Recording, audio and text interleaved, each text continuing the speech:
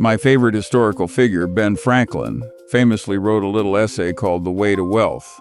It was full of simple, sturdy advice that nobody listens to anymore because they are too busy looking at their telephones and trying to get rich by Tuesday. Franklin said, "If you would be wealthy, think of saving as well as getting." The getting part is all anyone focuses on today. They chase lottery ticket stocks and cryptocurrency schemes, hoping for a magic bean to sprout into a money tree overnight. But the saving part, the unglamorous, patient accumulation of capital, is where real fortunes are built brick by boring brick. It is the foundation, and without it, any wealth you get is just a house of cards in a hurricane. It sounds quaint, doesn't it?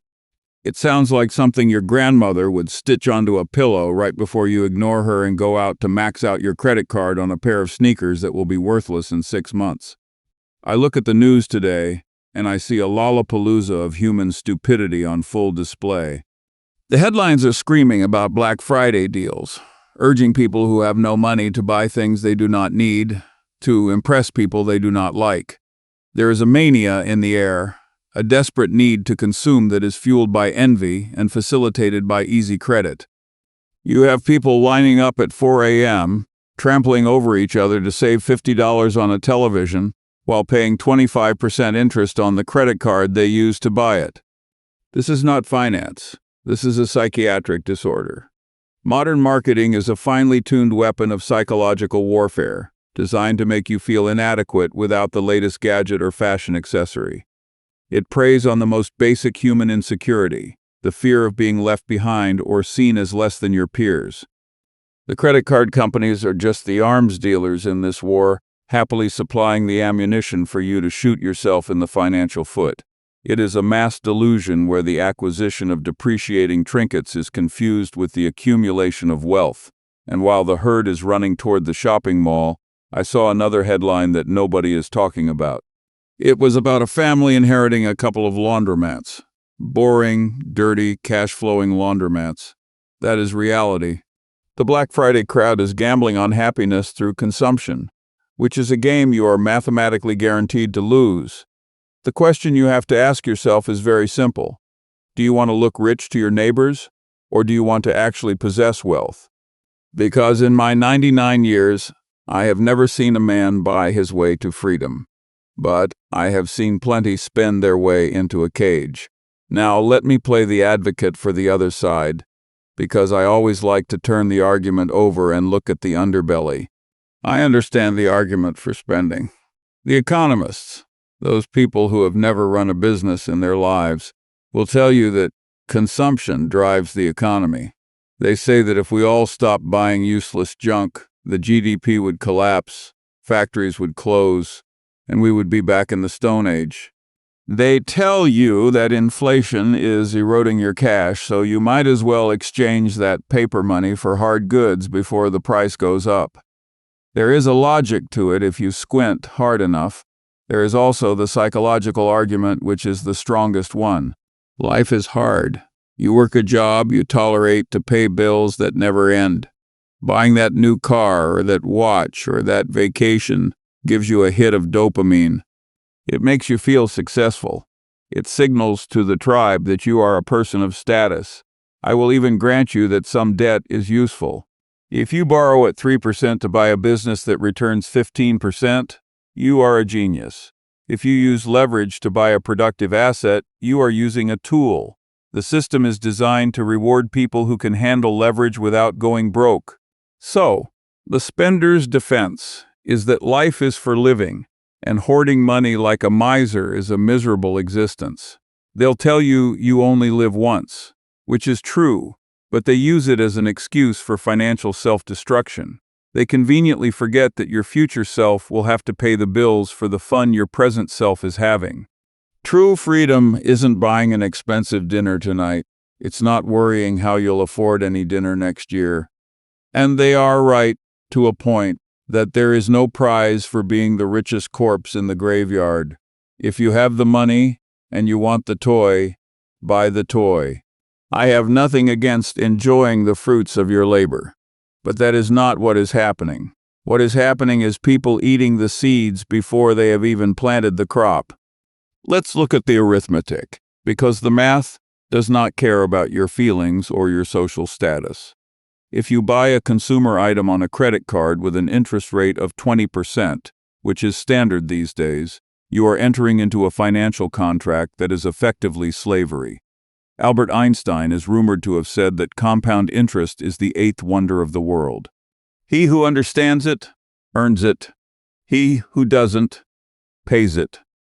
When you invest in the stock market, you are hoping for a 7 or 8% return over the long haul. That is wealth compounding in your favor. When you carry credit card debt, you are compounding poverty at 20 or 25% against you. It is a reverse Lollapalooza effect. Let's put some hard numbers on that hurricane so you can feel the wind. A simple $5,000 balance on a credit card at 22% interest, if you only make the minimum payments, will take you over 20 years to pay off and cost you more than $8,000 in interest alone.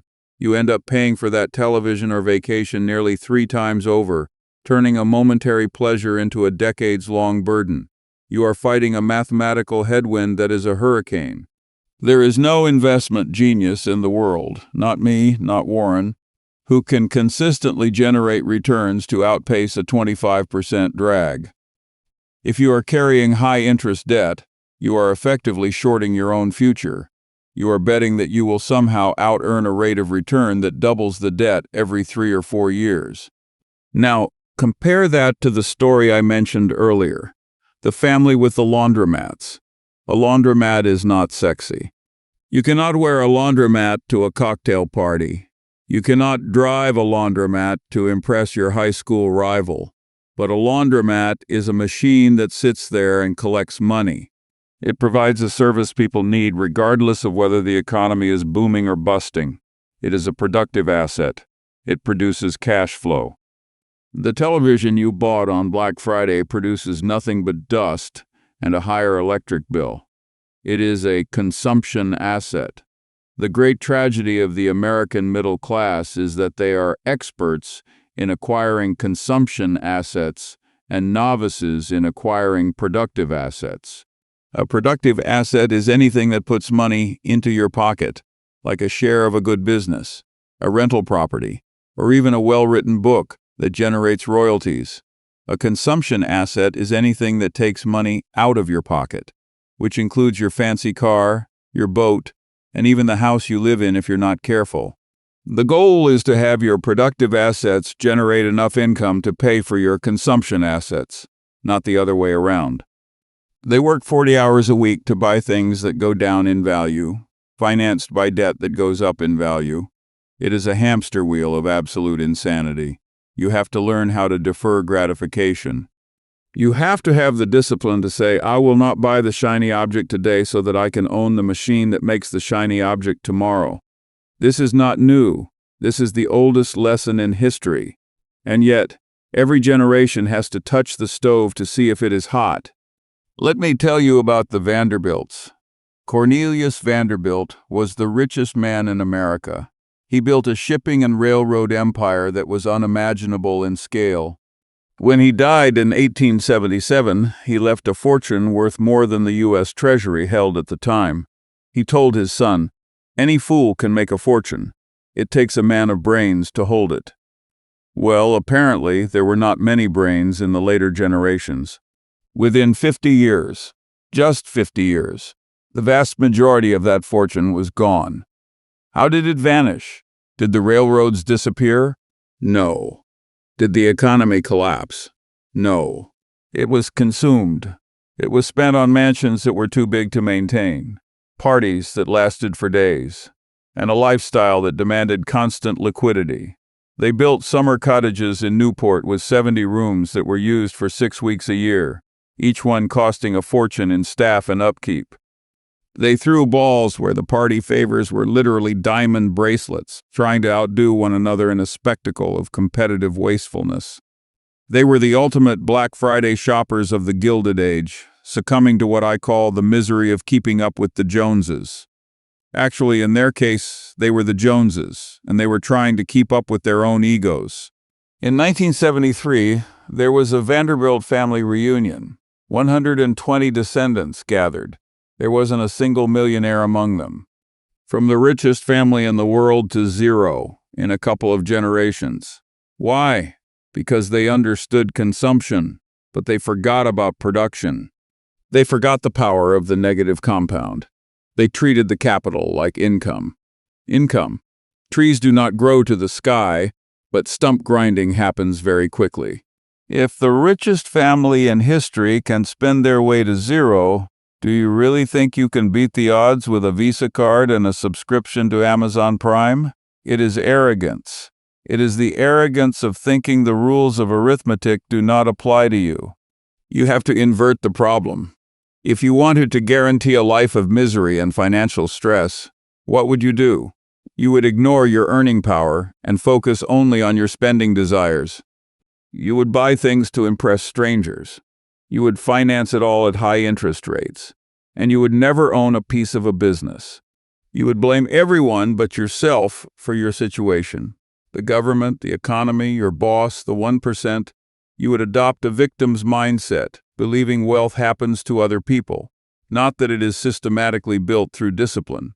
This external locus of control is the final nail in the coffin of financial independence. So, if you want to avoid that, do the opposite. It is not complex, it is just hard. It requires character. It requires the ability to walk past a store window and say, I do not need that. It requires the temperament to take $1 and put it into a boring index fund or a boring laundromat and leave it alone for 30 years. Most people cannot do it. They have the attention span of a gnat and the impulse control of a toddler. But you don't have to be most people. You can choose to be rational. You can choose to sleep well at night knowing you owe no man anything, rather than lying awake worrying about how to pay for the vacation you already took. I would rather be slow and right than fast and ruined.